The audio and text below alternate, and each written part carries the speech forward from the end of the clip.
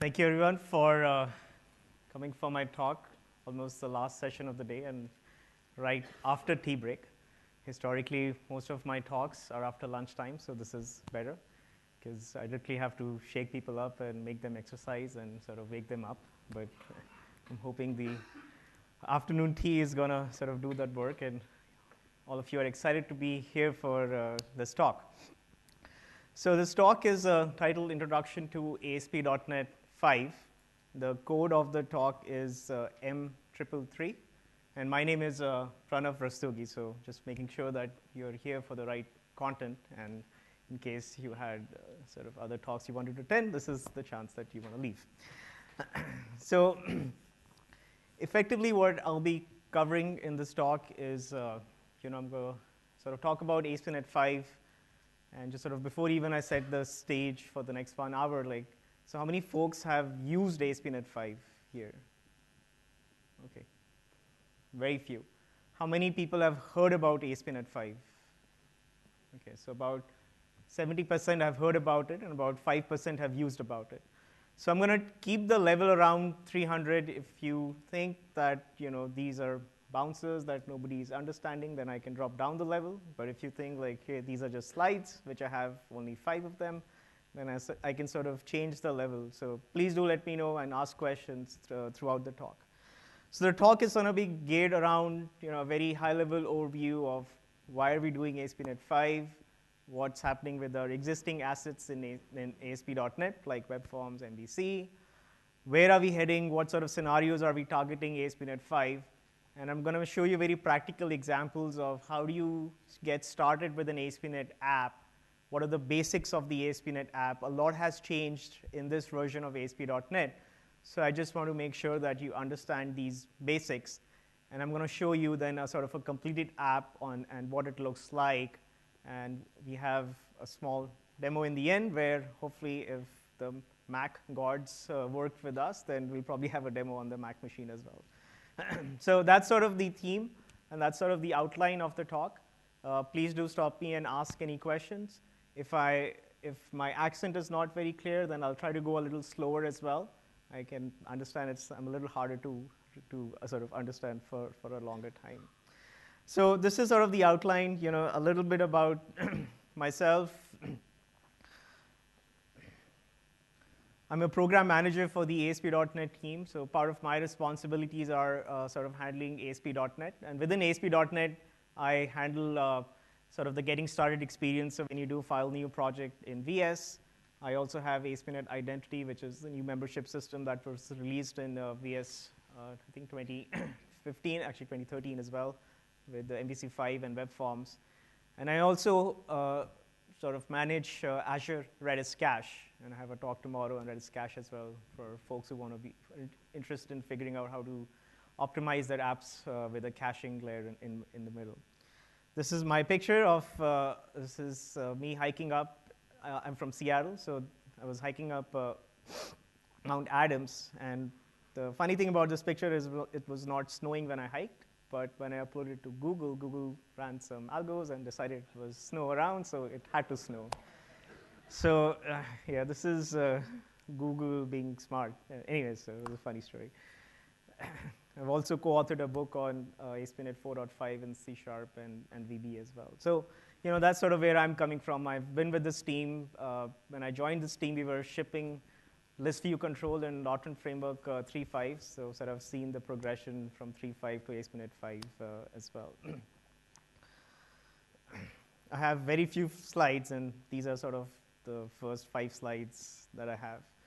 So when you think about ASP.NET 5, when we think about ASP.NET 5, one of the sort of couple of key fundamentals that we think about is it was a new open source web framework that we wanted to build that was more modern and was more suited for cloud-based workloads or workloads which are now becoming very interesting, where now folks are running their miniature sort of servers on devices which are smaller and smaller. So there are ASP.NET 5 running on Raspberry Pi, on Nano servers, on Docker containers. So we wanted to target this sort of spread or spectrum of apps, scenarios, and servers where we want folks to be able to write ASP.NET apps and host them in these environments as well. So that was sort of the bigger motivation of why we wanted to start with a stack of ASP.NET 5. And we all love .NET, like we don't want folks to leave .NET as well, so we want to make .NET sexy again and it's sort of exciting again in our world.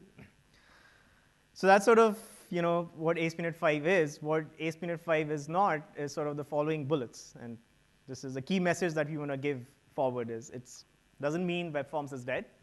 With 4.6, with .NET Framework 4.6, we pushed out a bunch of updates to the existing stacks, which included support for HTTP2. So HTTP2 was a new standard by W3 community, which allows you to increase performance of your apps by multiplexing requests between a client and a server. So traditionally, let's say we're serving 5 images. For each image that gets served, there's a new TCP connection that gets created. And if you create 5 of them, it's expensive, takes more time. HTTP2 is a new protocol which lets you multiplex within a single TCP connection multiple images that can be served or multiple static files that can be served. So it's a new Windows 10 feature, it's a new IS feature, and it's a new Framework 4.6 feature that you can use. There is support for Roslyn-based code dump compilers. So Roslyn is the .NET compiler as a platform which you can use to sort of compile code on the fly. And traditionally, we have code dump compilers which sit inside of ASP.NET, which are used to compile your ASPX pages, your code files in your app code folder. And so with the introduction of Roslyn, you can now use the new languages features for C# and VB in your ASPX files like string interpolation or any of these. If you have sites which have lots of DLLs or lots of code in app_code folder, then the Roslyn-based code dump compilers significantly improve performance of your site. And there are a few minor updates around async model binding, updates to Entity Framework, updates to MVC5, Web API 2. So this entire stack sort of got this update along as well. It is not the VB killer. Like right now where we are in terms of ASP.NET 5 is the development languages that's supported right now is C#. But once we go out, there'll be VB support coming in as well. It's not compatible with the existing stack, and by that I mean conceptually it's different. So in the existing stack, you were used to the concept of there are like handlers and modules. There's the ASP.NET runtime that runs in the pipeline. In the ASP.NET 5 world, so these concepts are different. There's not a concept of a handler or a module, but there's a concept of a middleware. And so middleware is nothing but a component that runs in your pipeline. So you'll have to sort of understand these concepts, and which is what I'll cover in my talk, sort of to make it easier to understand ASP.NET 5. It's not, so from a philosophy and an implementation perspective, what we've been trying to target is, we want to make sure that you can write ASP.NET apps in any platform that you like, and you can also run ASP.NET 5 apps in any platform that you like. So if you're a Windows developer, then you can use Windows and the existing toolset that is there, like Visual Studio. If you like Macs, you can install ASP.NET 5 on a Mac machine. You can use Visual Studio Code, which is the new cross-plat editor, or you can use Vim if you want to, or if and then you can go to like Linux as well. You can install ASP.NET 5, and you can use your own editor that you have. So a lot more focus on ASP.NET 5 is around making sure that it seamlessly works cross-plat, and it's not optimized for VS. It's a command line experience first, and sort of we have tooling that builds on top of it. So you'll see, like, as I do very basic operations of creating a project and building a project, underlying the covers, like we are still using the same command line, which is exposed to all the platforms that we have. And it's not done yet. Like where we are sort of in our process of ASP.NET 5 is we are still in a beta stage. So when Visual Studio 2015 RTM shipped, the version of ASP.NET 5 that shipped was a beta 6 version. And since then, we've been trying to release a beta every month. So we released beta 7 last month, and we are about to release beta 7 very soon, sometime this week. And later in my deck, I have a roadmap slide which talks about when will we ship, when is the supported version going to go out. So it'll give you a good idea as to when can you start building and deploying apps in production. And so this slide sort of summarizes what are the key components that go into building these modern apps with ASP.NET 5. It's totally modular. So if you compare it with ASP.NET 4.6, you had a .NET Framework installer, which used to install all these libraries on your machine and used to GAC them. And if you were creating scenarios that you were trying to optimize for high throughput, you would get all of the existing infrastructure in by default, even though you didn't want it. Everything in ASP.NET 5 is compromised to NuGet packages. Like that extends to .NET Framework as well. So .NET Core is a NuGet package. Any like system string is a NuGet package as well. So if you don't want it, you can exclude it. So you only pay the price for what you use in your applications. It's environment-based. So that means that, let's say you're running locally, then you can optimize your app for local environment settings. You're running in a production environment, then things like config can be optimized for production, or you're running in staging, then config can be optimized for staging, like connection strings and keys and around it. So that's like inbuilt into the platform. It's open source. Everything is open source. All our issues are on GitHub. All our tracking for public releases is on GitHub as well. It's a faster dev cycle. So ASP.NET 5 now introduces a new project system, which is DNX-based, which stands for .NET Execution Environment. And the key difference between DNX-based projects versus traditional projects is traditional projects are MS-build CS-proj-based, where you have a CS-proj files, which has a list of files that you have in your project. And there's a lot of friction gets involved when you start checking in, checking out these files in a team environment. There's merge conflicts with CS-proj files. When you want to make a change to a C# file, you have to build it, and then you go refresh the browser, and you see the changes. With ASP.NET 5 now, it sort of takes care of all the things. There's a dynamic compilation, like on the fly, which with underneath the covers using Roslyn, so you can make a change in the C# file, save it, refresh the browser, and you're done.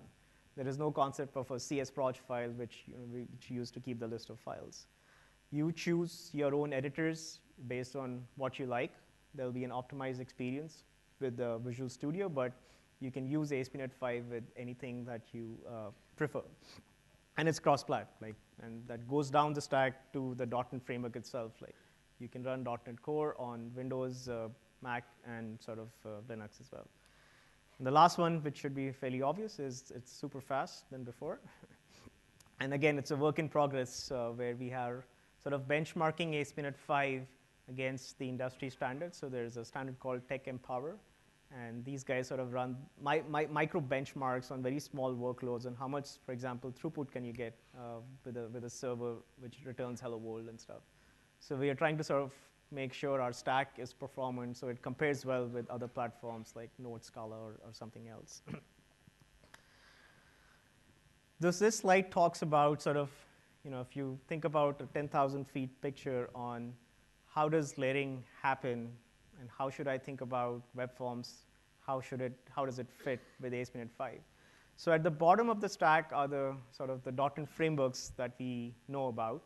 On the left side is .NET Framework 4.6, which is what we know of today. On top of .NET Framework 4.6 sits ASP.NET 4.6, which is System Web.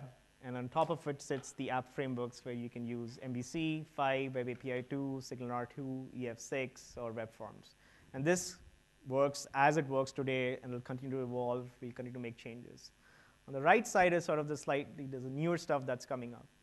There is .NET Core 5, which is the cross-plat .NET framework, which again is modularized and sort of optimized for this cloud-based workload or the workload where you want to run on nano servers or Raspberry Pi or different devices itself.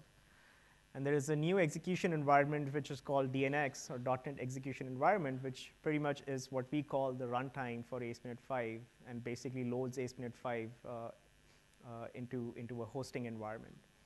And then sits ASP.NET 5, which is what is comprised of lots of middlewares, packages, like web components that you can add into your application. And on the top sits the programming or the web framework, which is MVC 6. Now, MVC 6 is a unified framework which includes MVC, Web API, and web pages. Like earlier in the ASP.NET 4.6 world, these used to be 3 different frameworks. And even between MVC and Web API, things used to be different. Like routing was different, DI was different, model binding was different. It's very hard for developers to sort of mix and match the two frameworks together. So in ASP.NET 5 now, we have a single unified framework called MVC6, which includes MVC, Web API, and web pages. And it'll include, we'll also add SignalR, EF7 and stuff. And then a key difference is ASP.NET 4.6 apps can only be run on .NET Framework 4.6, which is Windows only. ASP.NET 5 apps can be run both on .NET Framework 4.6 and .NET Core 5.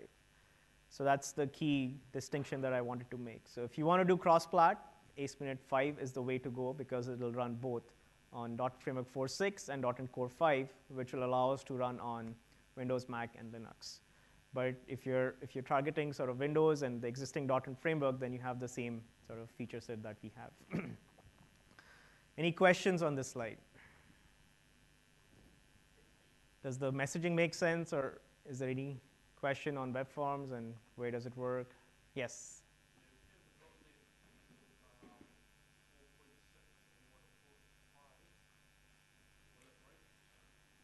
The question is, if I have an app running on 4.6 and I want to port it to 5, like, is it going to break or not? Definitely it'll break. Like, you'll have to make changes. Yes, so, and the way we sort of sort of messaging it is like, let's say if you had an MVC5 app, which was written for .NET Framework 4.6, as long as you've not done customizations to your app, it should just directly port. Like, the controllers are just going to port because controllers are the same. Now, if you start defining your own sort of routing engine or your own formatters, then those will have to change because the underlying infrastructure that they were built on is changing. So you need to adjust for those changes. But if you are staying as much as possible in the app frameworks and using the defaults for the most part, it should be an easier port to do. But yes, the more customizations you do, the harder it's going to get to port apps to ASP.NET 5. Any more questions? All right. So this is just a slide, I'll let you refer it afterwards. Is open sourcing of .NET, in case you didn't know that. Like, the whole .NET framework is open source. So the whole .NET Core, again, is being built in the open as well on GitHub. All issue tracking is over there. ASP.NET 5 is also open source. It's available on GitHub. You can install VS 2015 RTM, and I had this slide saying beta 7 is coming soon, and I made this slide while I was in Seattle, and we were supposed to release on Wednesday, Seattle time, which is now Thursday, Auckland time, so it'll be out hopefully tomorrow. But so these installers basically allow you to, they give you the new runtime for beta 7. They also give you the new tooling bits for runtime as well. So new templates and any of the new ASP.NET tooling. Right, so that's pretty much it for the slide deck. I'm going to switch over to demos.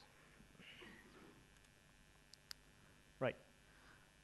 So what I have installed on my machine is VS 2015 RTM. I'm running beta 7. But I'm running sort of nightly bits of beta 7, which are 3 days old. So bear with me if anything crashes. It won't happen in the final product. So I'm going to create a new web application.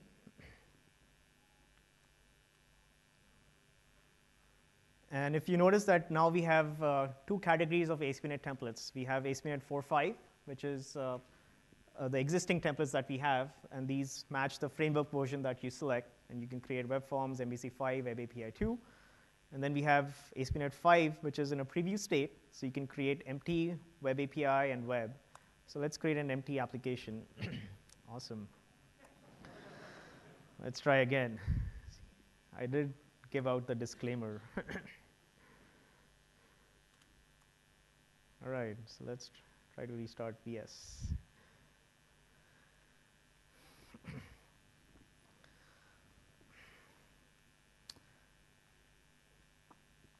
Right.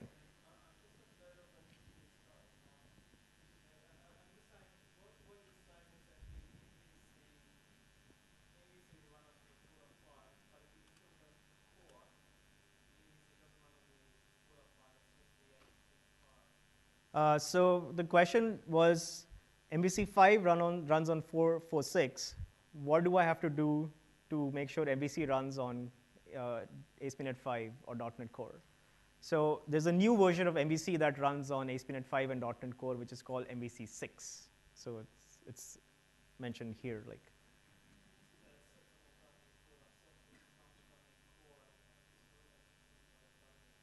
So what this diagram is saying that, so there's a new stack for MVC6. It uses ASP.NET 5. ASP.NET 5 is loaded by DNX, and DNX can run on .NET 4.6 or ASP.NET or .NET Core. And if you want to do cross-plat, then you have to pick .NET Core. Is that clear? Perfect. All right, let's try again. An empty app. Keep our fingers crossed. Hopefully. Looks like it's progressing. Yay. All right. So this is the hello world of ASP.NET 5. And I'm just going to walk you through the project structure, introduce you the concepts of DNX, and I'm going to show you very simple examples of how do you sort of serve static pages in this app. So at the heart of the DNX project system is this file called project.json. And the presence of this file makes it a DNX project. And it has sort of these following categories. There's a section called web root, which is what's your folder name where you want to store all your static files. So the model has changed a little bit, where earlier you used to have your HTML pages spread across your app. But what we are recommending going forward is all your static files go in a folder called www.root. And this is what you publish to your server, and this is what clients see, basically, is what your public-facing assets. All your source code remains in a different folder. We have the dependencies section, which is basically what are all the packages that are installed in my application. In this, I have two packages involved. An IIS-based server, which can be used to serve this app in IIS Express, and a web listener, which is used to self-host this app. So I can self-host this app locally on my box as well. There's a commands section, which is basically saying what are all the commands I can run. And you can think of commands basically as we have these global tools that you can install, like a secret manager or a self-hosting tool, and you can run these commands as part of your application. So running an EF migration is a command. Installing secrets into your application is a command. Then we have frameworks, which is signifying what frameworks do I want to build this app for. So remember, DNX can run on both 4.6 and .NET Core 5. So the presence of both frameworks means that this app can target both frameworks. And the reason you might want to do that is, let's say you start building your app today, and you realize not all features are there in .NET Core. You can still target both of them, and as features light up, you can start deprecating DNX 4.5.1 as a target framework and truly go cross-plat. Publish exclude is when you publish to the server what are the set of folders that you want to exclude. And exclude basically means that in this project, what are the folders I do not want to include at build time. So remember, this model is different from csproj files, where you used to have csproj that used to track all the files in your project. Now this model is, I'm going to track everything except the ones that you exclude in this section. So that's sort of at a very high level project.json. Then we have this startup class, and you can think of this as being the global ASX for your application. And this is the entry point where DNX is going to load ASP.NET 5 into your app. It has two sections, configure services, where you can now add services that you can use in your application. So things like logging, or you had a timer service. And the entire system is DI-based, so that's where you configure your DI container here. And then we have this configure, where you configure your ASP.NET 5 pipeline. And so remember, this is a modular world where everything is local to your app. There's nothing that exists on the server. And in this app, I just have two packages, a self-host package and an IIS hosting package. And I'm running, the request is going to come in, and I'm going to just sort of return the response in this application. So if I do Control F5, so you'll see basically hello world over here. Right? So nothing too crazy, but let's start to see the difference. So I'm going to throw an exception here, and I'm going to show you what it means to be a modularized scenario. So I'm going to throw this application. And this is, I'm running on IS Express, so I get a web server exception in this case. So I'm going to switch this app to be self-hosted. And to do that, what I'm going to do is, since I have in my project JSON a command called web, in my drop-down here where I can launch apps, you would see that I have two commands now, IS Express and web. So I can select the web command and do Control F5. And I have to browse to my port. And the reason I know, and the place where I know my port is the command takes in a file called hosting.ini, which is present in my application. And this is where I'm specifying what's the port that I want to use and what's the hosting layer I want to use in my app. So I'm going to go localhost 5000. And in this case, I don't get any error page. And the reason I don't get any error page is because now I'm self-hosting. And in a self-hosted world, there's nothing that gets loaded up from IIS, or I don't get the IIS benefits. So if I have to include, if I have to handle this error page, I now need to include an error page middleware in my application. So I'm going to do app.use error page. And if you notice now, there's a little light bulb that pops up. And so what's happening over here, let's see. So I'm going to expand this bulb. And what's happening is basically, I'm trying to use this API. This API exists in a package which is not installed in my project. But the DNX project system and the VS tooling knows that this package contains this API. So it's prompting me to install this package. So I'm just going to go control dot and enter. And you will see that the references node is now getting expanded. And if I expand, you will see that the diagnostics package got installed as part of this workflow. And it got installed for both target frameworks, so 4.5 and 5.0 as well. So let's save it. Let's run this app again. And then let's refresh. So now I get my error page, basically. So this is the modularized app that we are going to use and sort of build, where nothing is installed or nothing is turned on by default. And as you bring in components, the ones that you need is when things will sort of start to work.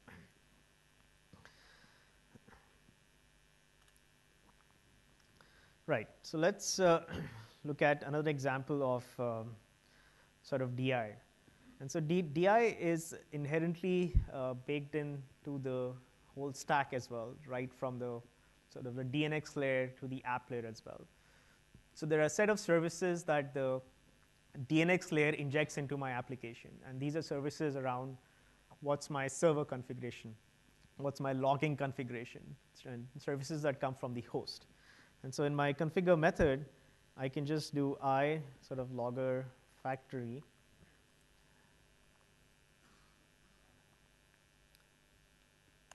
Include this using. And now I have the logger service injected into my pipeline. I can add more providers. So these are basically sinks where the log information should go. And again, I'm going to do add console, and I'm going to do control dot to install the logging package which has the console provider. Since nothing is turned on by default, as you start using these APIs, you will start to bring in more packages. And then I'm going to sort of create a logger. And this logger name is basically just a semantic categorization of what's your log, where should your logs go. And I can do log information. It's like from log. Let's run this. And so you see this logging information from log being spitted out to the console. There is another logger source that I can add into my project, which is factory.add debug. So this extension method, I'm going to add the debug logger. And in this case, now if I do F5, where it will start my app in debug mode, I can go to the output window, and I can see the same log entry that I wrote. So now you can basically have the same experience where any logging information can get piped back to VS output, and then you get the same experience over here as well. So let's say now you wanted to add static files. And again, so you can also go and say manage NuGet packages. And you can search for packages here as well. So static files. And then you can install packages which will add it to project JSON as well. So if I install it, say accept. So this package will get installed here. You can already see static files being referenced here. And then if you go to project JSON, you will see static files got added basically. So you can install packages in any way that you want, and then you can start bringing in, I'm just going to remove this package for now, and I'm going to go back to my startup. Okay, and I'm going to show you how can you use configuration as well. And so I'm going to add a new file.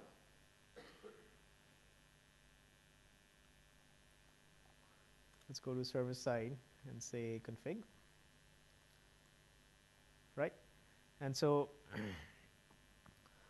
the config system by itself is not tied to any particular file format. It's a provider-based model that you can choose what you want. By default, we happen to pick JSON, but there's an XML provider as well. And there's any provider, and you can write your own provider as well. So I'm going to put some config entry. So let's say message hello from config.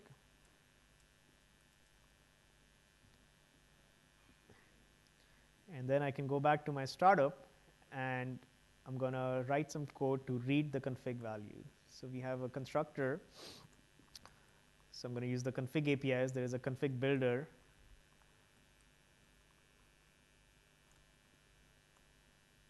Oops.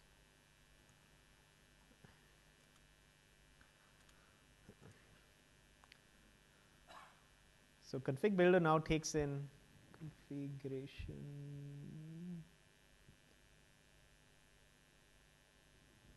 Let's see what's wrong with this. Let me make sure my app compiles. Oops. Something bad happened.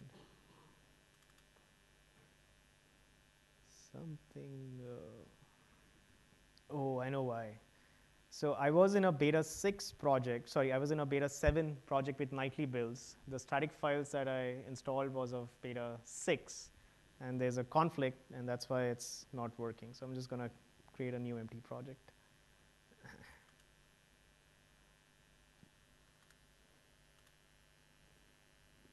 Right, so let's create a new file.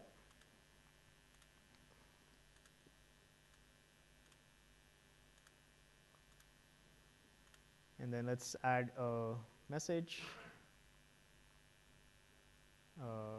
Hello from config. Let's drop down to our startup. And so we'll just define a constructor for startup where we config equals new configuration builder.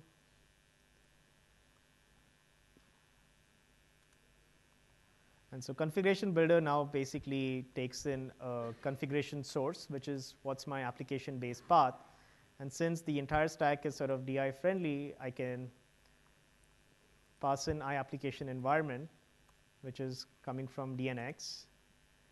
And this has the application base path. So these are how services are injected into the application. And I can add a JSON provider for config. And again, I don't have this package, so I'm just going to do control dot and install it. And I'm going to do config.json. And I'm going to build the configuration. And so I'm going to say configuration equals this. Right. So this is how I can read values from a config. And I can drop down, add my own logger factory.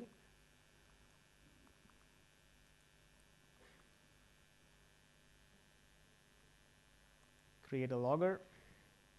So factory dot add console.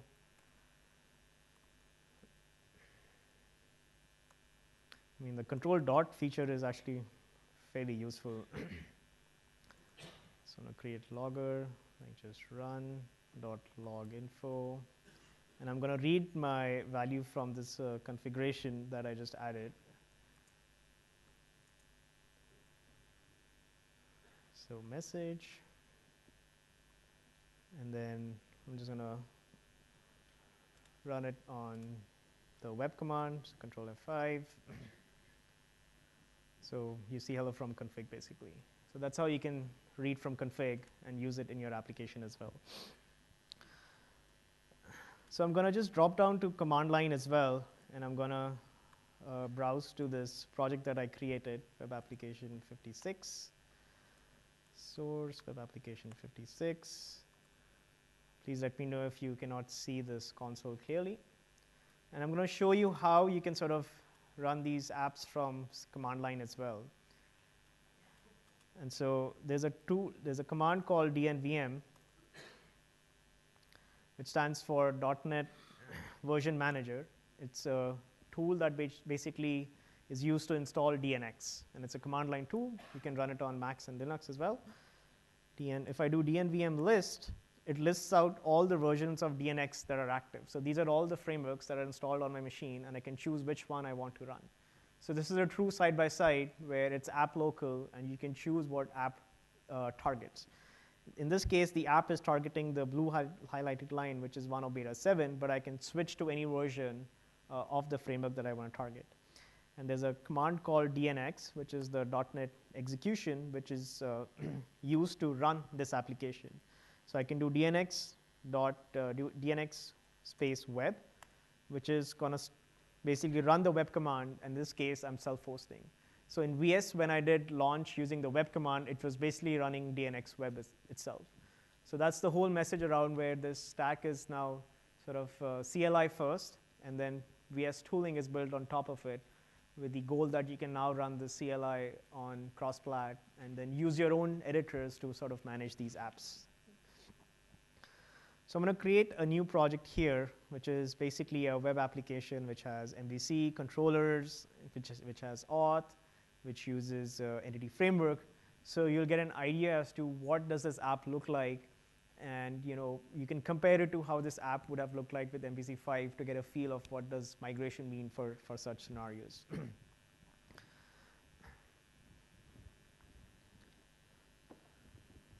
Right. So this app is created. Let's look at the project JSON first. Right. So again, it looks very similar. I have web root. I have dependencies, which are all the packages that are installed. I have a commands section. So I have EF as well, because I'm using EF, and I can run EF migrations. I'm targeting both Framework 451 and .NET Core. In my startup, now, which is where things start to get a bit interesting, is at a very high level, and I'll come back to it, is I have some code which reads config. I have configured services where I'm configuring all the services for my app. In this case, I'm saying I want to use EF, I want to use identity, I want to use MVC. I'm adding these two services for sending emails and sending SMS. And configure is where I'm configuring my request pipeline for ASP.NET 5. So I've added the logger. I am also adding selectively some middlewares based on what environment I'm running in. So this check on line 96, environment is development. So let's say I'm running in dev mode. I want to add more error pages. I want to add browser link. But in production mode, I don't want to add them because A, they have a penalty hit, and B, I don't want to expose all my error messages to outside users. So environment is sort of built into the framework where now you can selectively add and remove components. And then I'm using MVC as well, so where I can configure the routes basically for my application. And my home controller, is this is what my home controller looks. Again, it derives from a base class controller, and I have same controller actions. I can return an action result. I can put some data in the view data, and I can view it on the page. So if I launch this application,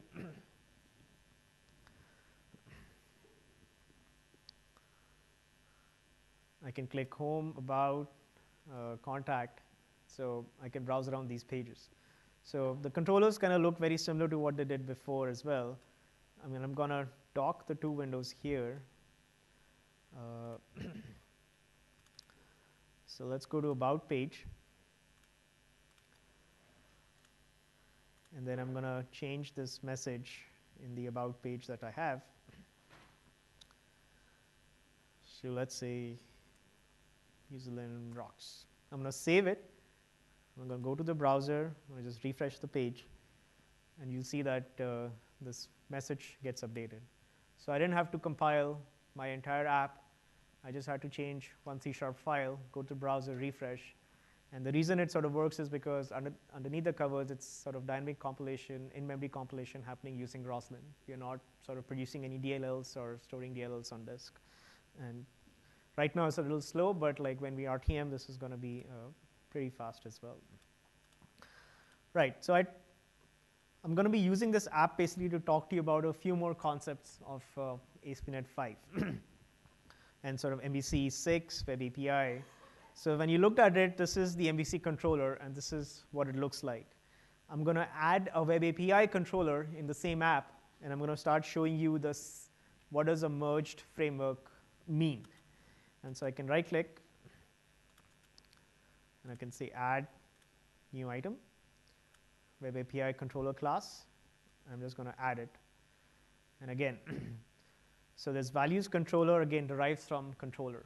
So instead of deriving from API controller, there's now a single controller base class which you can use to serve views, or you can use to serve like make your REST endpoint and return like strings or whatever. And let me go back to the browser, and if I do API/values,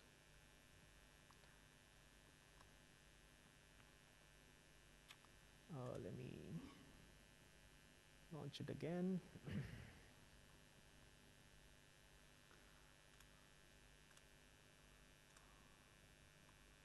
API/values, then I should get the JSON result back here, values 1 and 2. So I can go back to my app. And so if you notice that the Web API controller was using attribute-based routing, I can go back to my MVC controller, and let's say for my about action, I can also use attribute-based routing. Let's call it my about. Go back to my app. Let's go to my about. And this should sort of take me to the about page as well. So if I go back, I'm mixing and matching concepts. Everything works the same. It's the same pipeline that runs, the same formatter, it's the same base class, it's the same route definition that you have, it's same model binding. So everything is same. It's truly a single unified framework. In fact, things like DI also work the same way. So here in my API controller, so remember in my earlier example, I showed you how the DNX injects a logging service to my application. I can use the same logging service in my controllers as well. So I can take in an iLogger factory, and this is my Web API controller. I can create a logger here.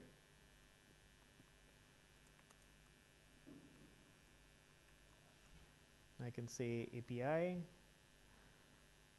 And then inside my get method, I can say logger.loginfo. Oops, sorry, I didn't create the property for it.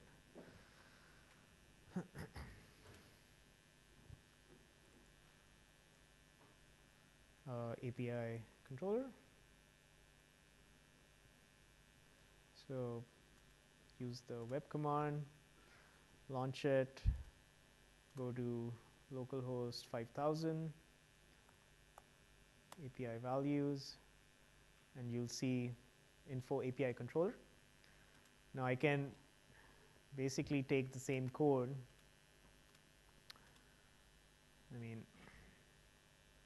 and inject it in my MVC controller as well. So this becomes home. And in my index view, I can basically now say underscore logger dot log info MVC action, and then control F5. Let's go to localhost 5000. Right, so it says MVC action. So this is really just one framework. Again, so TI works the same way, and I can inject what I want into my controllers as well. Any questions? Sorry, I can't see you guys. Oh, yeah, there's a question. Yes.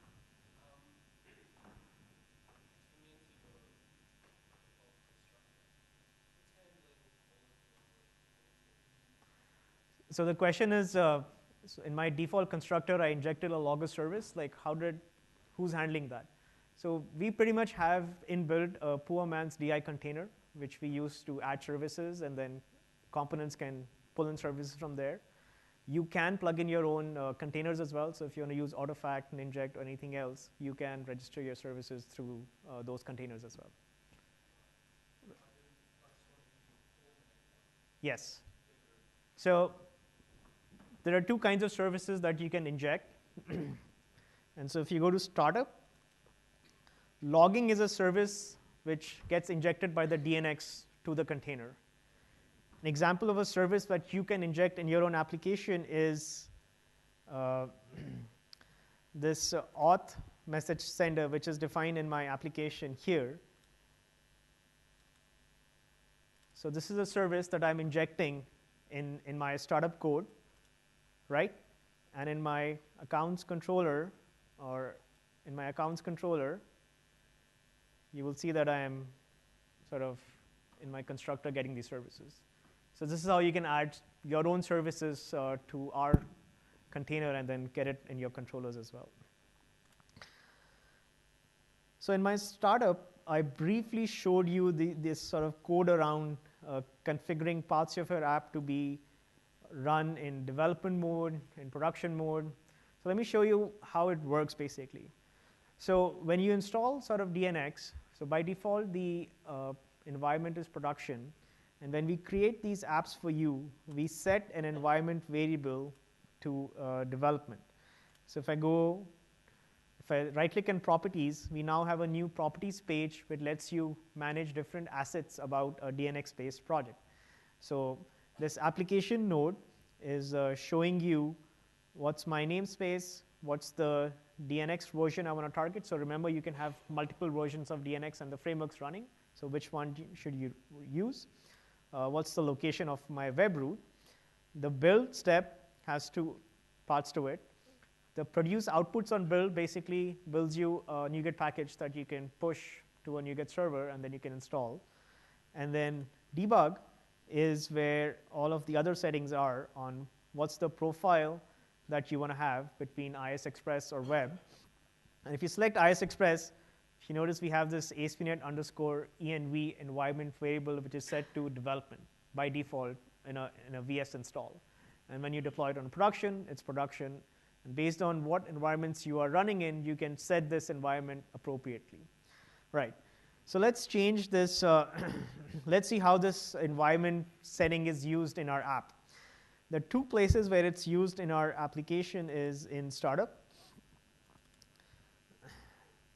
where now I have this environment is development. The other place where this is used is in my views. We now have a new feature called like tag helpers, which takes advantage of this. So historically, what you've seen in MVC is you've always had this HTML helpers like @html.for, @html, which sort of makes you go a direction where you're mixing C# with HTML. Tag helpers is a new feature in Razor as part of ASP.NET 5, which basically adds more semantics to HTML tags. So for example, now I have this environment tag helper, which looks at this ASP.NET underscore env environment setting, and then I can selectively load scripts from the CDN if I'm running from production environment, or if I'm running locally, I can load scripts from my local path. I can also have staging and prod environment variables inside my application. So this is how you can use environments. The other place where you can use tag helpers are like, let's say if you want to have controller action, you want to add more semantics to an anchor tag. So when you click the anchor tag, what controller and what action should you go to?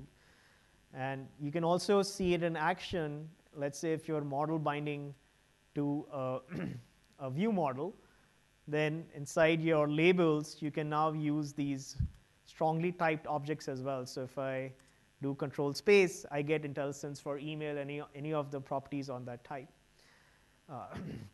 So this is, again, so tag helper, and you can write your own tag helpers as well. There's a getting started item template, which sort of allows you to create your own item templates or create your own tag helpers as well.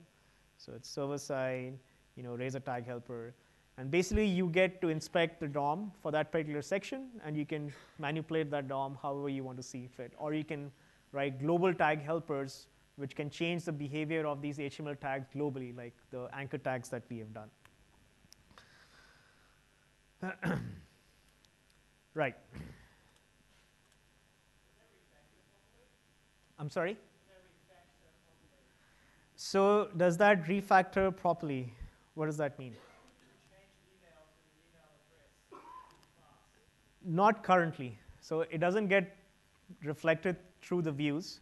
I mean, it gets reflected through all the C# files, but that work is sort of not done yet. All right. So let's check on time. It's 5:25. Are you guys going to stick around for 10 more minutes?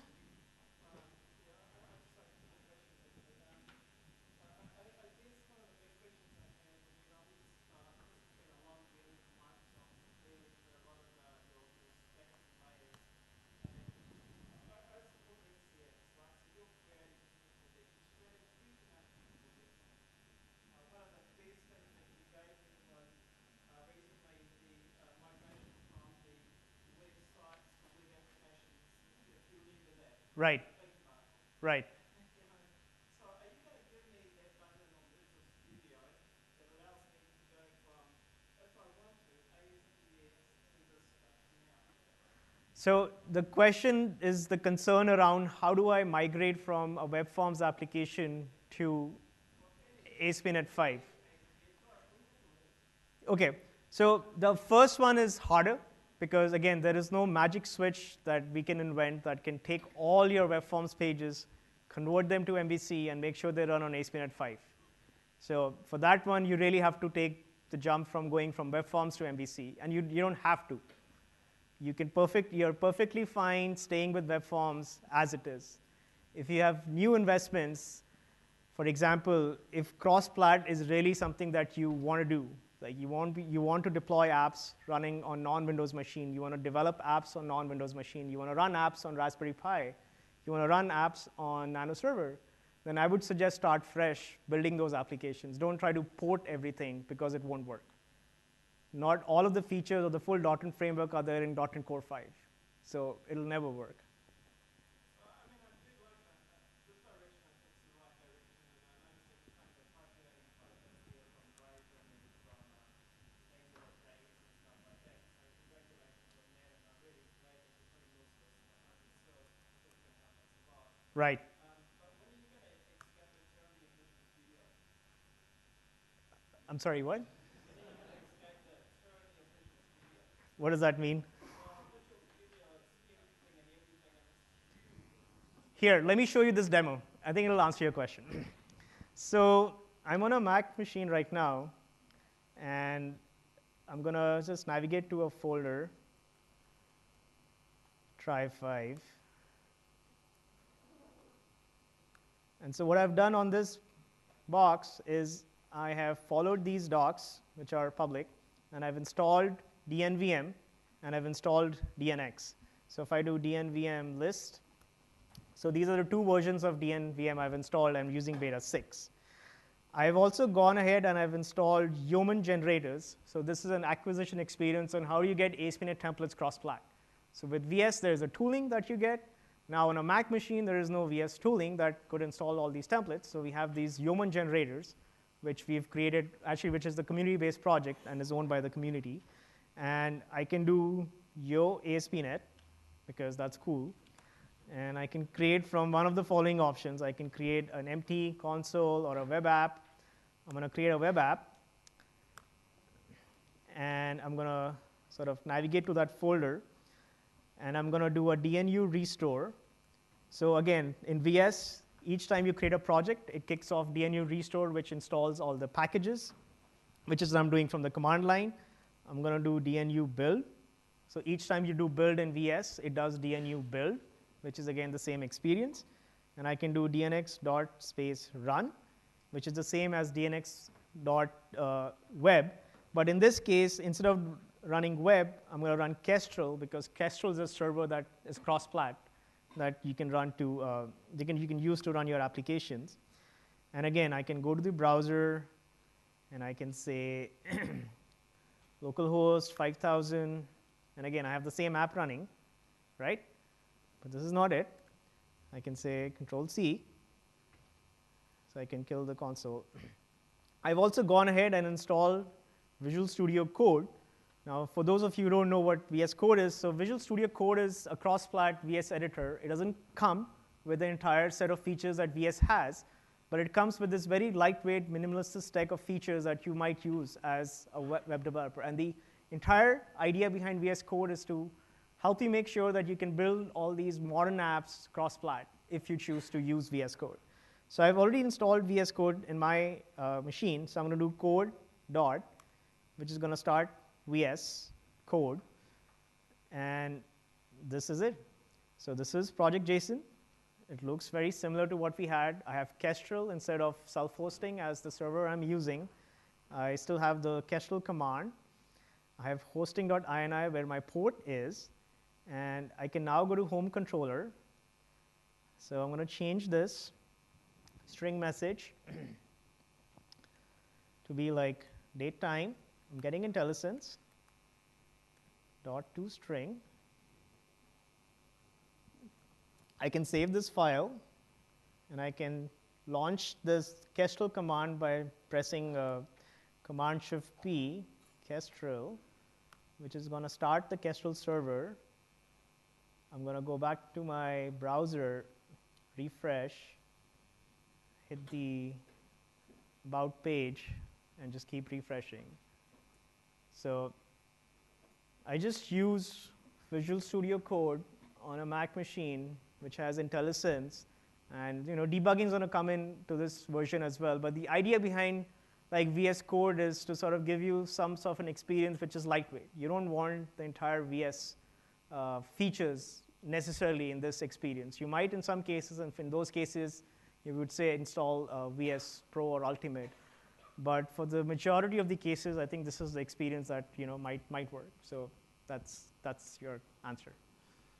Yes. How does ASP integrate with existing frameworks like Spring Framework and Hibernate? So how does ASP.NET Framework integrate with existing frameworks like Spring and Hibernate?